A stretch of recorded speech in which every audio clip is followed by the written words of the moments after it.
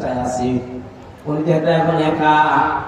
এইরকম মানুষ যদি আমরা 151 জন তৈরি করতে পারি, 7 লাখ, 7.5 লাখ, 8 লাখ টাকা লাগবে না, 3.5 লাখ টাকায় খরচ করা যাবে।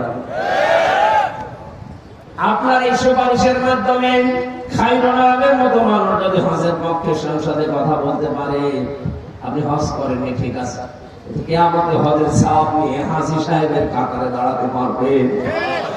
এই সুযোগ যদি সামনে আসে, আপনি কাজে লাগাবেন তো?